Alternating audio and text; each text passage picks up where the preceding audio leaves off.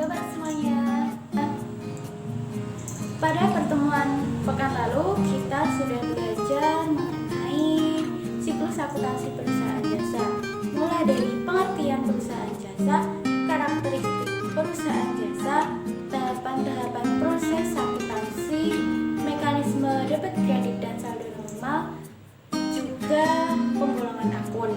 Nah, pada kesempatan kali ini kita akan belajar lebih lanjut mengenai mekanisme debit kredit dan saldo normal satu akun. Kenapa sih kita harus belajar materi ini? Karena materi ini merupakan dasar atau inti dari kita untuk melangkah ke pencatatan ke jurnal sebagai modal awal kita untuk mempermudah mencatat ke jurnal umum. Nah, yang pertama yaitu adalah akun aset. Apabila terjadi suatu transaksi yang mengaruhi aset, maka jika bertambah akan dicatat di sisi debit dan jika berkurang akan dicatat di sisi kredit. Untuk saldo normal akun aset yaitu ada di sisi debit. Nah, saldo normal itu sendiri merupakan saldo di mana suatu akun itu berada dalam posisi normal atau biasa. Oke, yang kedua yaitu akun akumulasi penyusutan peralatan. Jika terjadi suatu transaksi yang melibatkan akun akumulasi penyusutan, maka jika bertambah akan dicatat di sisi kredit dan jika terjadi pengurangan akan dicatat di sisi debit. Nah, untuk saldo normal akun akumulasi penyusutan yaitu berada di sisi kredit. Oke, yang selanjutnya yaitu adalah liabilitas. Jika terjadi suatu transaksi yang melibatkan akun liabilitas, misalkan utang usaha atau utang bank, maka jika terjadi penambahan dalam utang akan bertambah dan dicatat di sisi kredit, dan jika terjadi pengurangan utang usaha atau utang bank akan dicatat di sisi debit. Untuk saldo normal dari liabilitas itu berada di sisi kredit. Nah, yang selanjutnya yaitu adalah ekuitas. Ekuitas di sini berarti modal. Nah, modal akan bertambah di sisi kredit dan jika terjadi pengurangan pada modal akan dicatat di sisi debit. Untuk saldo normal dari modal itu sendiri berada di sisi kredit. Oke, yang selanjutnya yaitu adalah priva atau pengambilan pribadi dari pemilik untuk keperluan pribadi. Jika terjadi transaksi seperti itu, maka jika bertambah dicatat di sisi debit dan apabila berkurang akan dicatat di sisi kredit. Untuk saldo normal dari priva itu sendiri ada di sisi debit.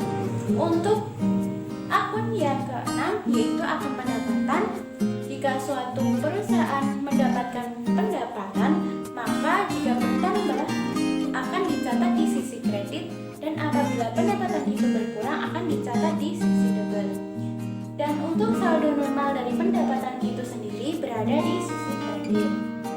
Yang selanjutnya yaitu adalah beban. Di sini bisa berupa beban listrik, beban air, beban gaji, dan beban-beban lainnya.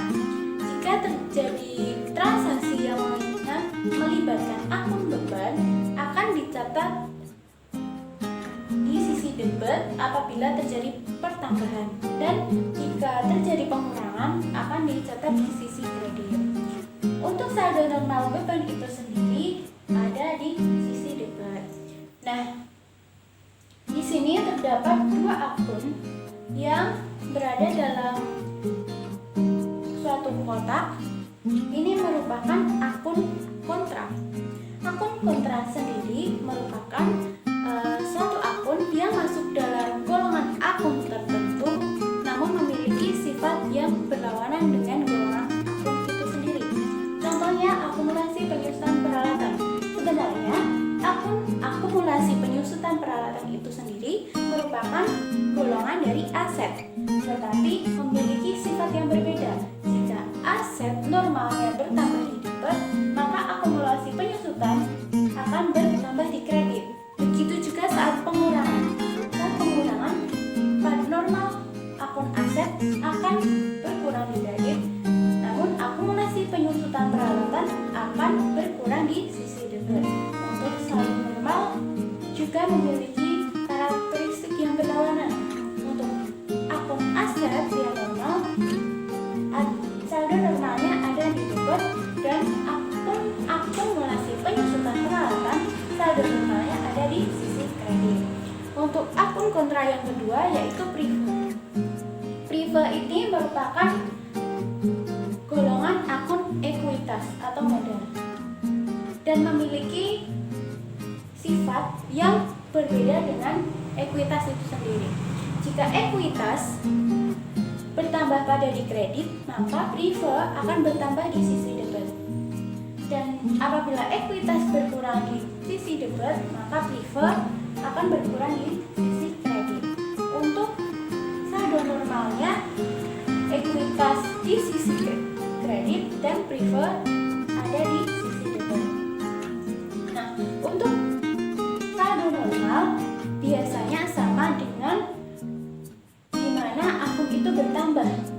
Contohnya aset bertambah di debit, maka saldo normalnya ada di sisi debit. Nah, Ibu juga ada sedikit tips untuk mengingat beberapa akun ini di mana dia bertambah, berkurang, atau saldo normal. Menggunakan 5 jari. Jari yang pertama yaitu ibu jari bisa diasumsikan sebagai aset, kemudian telunjuk bisa diasumsikan sebagai liabilitas, jari tengah bisa diasumsikan sebagai ekuitas, jari manis diasumsikan sebagai pendapatan, dan kelingking diasumsikan sebagai beban. Langkah yang selanjutnya, lipat 3 jari yang tengah ke bawah. Nah, untuk jari yang menghadap ke atas, ini merupakan akun aset dan akun beban. Untuk dua akun ini bertambah di sisi debit, aset dan beban bertambah di sisi debit dan akan berkurang di sisi kredit. Dan saldo normal dari aset dan beban itu berada di sisi debit. Untuk 3 akun yang dilambangkan dengan 3 jari menghadap ke bawah, ini adalah liabilitas, ekuitas, dan pendapatan, akan bertambah di sisi kredit dan berkurang di sisi debit. Untuk saldo normal dari 3 akun ini berada di sisi kredit. Nah, itu tadi sedikit tips. Untuk selanjutnya kita akan membahas beberapa contoh soal untuk lebih memahami tentang mekanisme debit, kredit, dan saldo normal suatu. Yang pertama, Nona Sinta menyetorkan modal berupa uang tunai ke perusahaannya senilai 30 juta sebagai modal awal. Oke, yang pertama. Untuk transaksi yang pertama, akun yang terpengaruh ada 2, yaitu kas dan modal Nona Sinta. Kas akan bertambah senilai 30 juta dan akan dicatat di debit.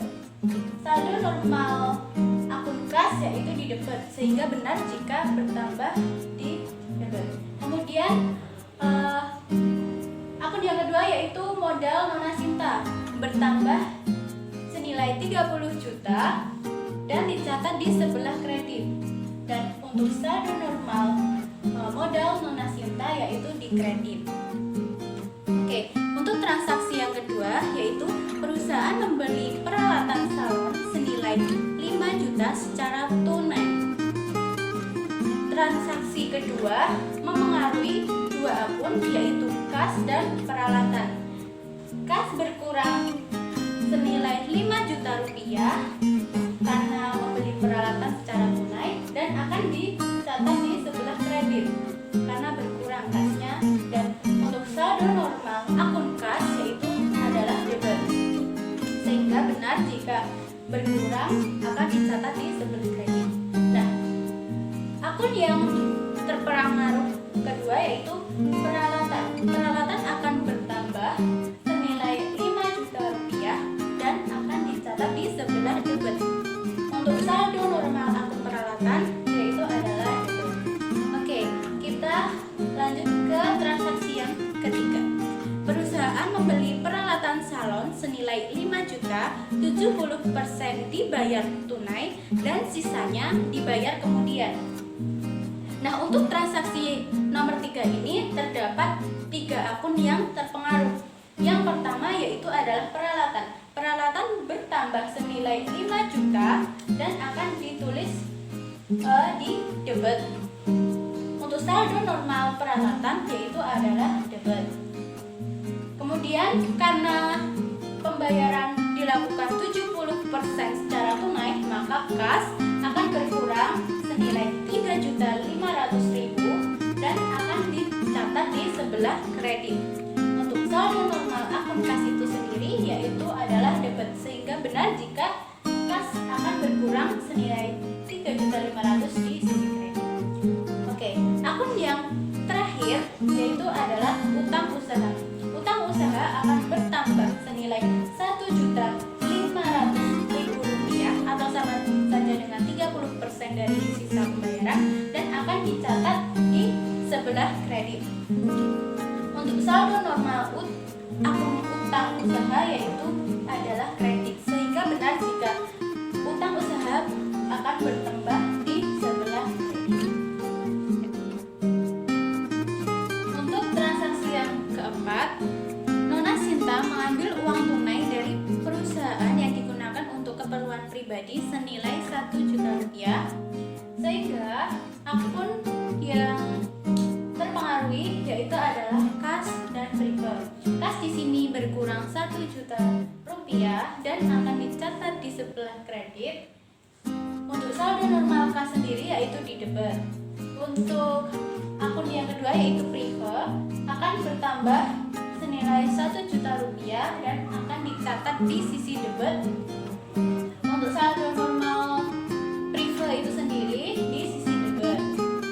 Untuk transaksi yang kelima, perusahaan menerima uang tunai senilai 800.000 atas jasa perawatan yang telah diselesaikan. Karena perusahaan menerima pendapatan, jadi perusahaan menerima kas senilai 800.000, kas bertambah ya, dan dicatat di sebelah debit. Untuk saldo normal kas sendiri di sebelah debit. Untuk pendapatan jasa itu juga akan bertambah senilai 800.000 dan dicatat di sisi kredit. Untuk saldo normal dari pendapatan itu sendiri yaitu di kredit. Untuk transaksi yang keenam, perusahaan membeli perlengkapan salon senilai 2.500.000 secara kredit. Nah, akun yang terpengaruh yaitu perlengkapan dan utang usaha. Karena pembelian perlengkapan dilakukan secara kredit. Untuk perlengkapan akan bertambah senilai 2.500.000 dan dicatat di sisi debit. Untuk saldo normalnya, saldo normal perlengkapan yaitu di sisi debit. Untuk akun yang kedua yaitu adalah utang usaha. Utang usaha akan bertambah senilai 2.500.000 dan akan dicatat di sebelah kredit. Untuk saldo normal dari utang usaha itu sendiri yaitu di sebelah kredit. Nah, untuk transaksi yang ketujuh, perusahaan membayar tagihan listrik senilai 500.000. Di sini nanti akan muncul akun beban listrik dan akun yang lain yaitu adalah kas. Kas akan berkurang senilai 500.000 dan akan dicatat di sisi kredit. Saldo normal dari akun kas itu sendiri yaitu adalah debit, sehingga benar jika kas akan berkurang di sisi kredit. Untuk akun beban listrik akan bertambah senilai 500.000 dan akan dicatat di sisi debit. Untuk saldo normal dari beban listrik itu sendiri yaitu debit. Nah, untuk transaksi yang kedelapan yaitu adalah perusahaan telah menyelesaikan jasa perawatan kepada pelanggan sebesar 2 juta rupiah tetapi dibayar 1 bulan kemudian. Nah, karena perusahaan mendapatkan kas itu 1 bulan kemudian, tetapi harus tetap dicatat sebagai pendapatan, sehingga akan masuk ke akun piutang usaha. Nah, piutang usaha di sini bertambah senilai 2 juta rupiah dan dicatat di sebelah debit. Untuk saldo normal dari piutang usaha itu sendiri ada di sisi debit. Nah, untuk akun yang kedua yaitu pendapatan. Pendapatan akan bertambah senilai 2 juta rupiah dan akan dicatat di sebelah kredit. Untuk saldo normal dari pendapatan itu sendiri ada di sisi kredit. Untuk transaksi yang nomor 9, perusahaan membayar sewa tempat usaha sebesar 5 juta rupiah untuk 3 tahun ke depan. Di sini karena sewa dibayarkan untuk 3 tahun ke depan, maka akun yang terpengaruh yaitu adalah sewa dibayar di muka sebesar 5 juta rupiah. Nah, sewa dibayar di muka itu akan bertambah sehingga dicatat di sisi debit. Untuk saldo normal dari sewa dibayar di muka itu sendiri ada di debit, karena sewa dibayar di muka itu merupakan akun yang tergolong dalam aset. Nah, untuk akun yang selanjutnya yaitu adalah kas. Kas akan berkurang senilai 5 juta rupiah dan akan dicatat di sebelah kredit. Untuk saldo normal kas itu ada di sisi debit. Nah, untuk transaksi yang ke-10 yaitu adalah pada akhir periode peralatan salon disusutkan sebesar 1 juta. Nah, di sini ada 2 akun yang terpengaruh. Yang pertama, akumulasi penyusutan dan beban penyusutan. Akumulasi penyusutan akan bertambah senilai 1 juta rupiah dan dicatat di sisi kredit. Dan saldo normalnya ada di kredit. Untuk beban penyusutan itu bertambah senilai 1 juta rupiah dan dicatat di sisi debit. Untuk saldo normal dari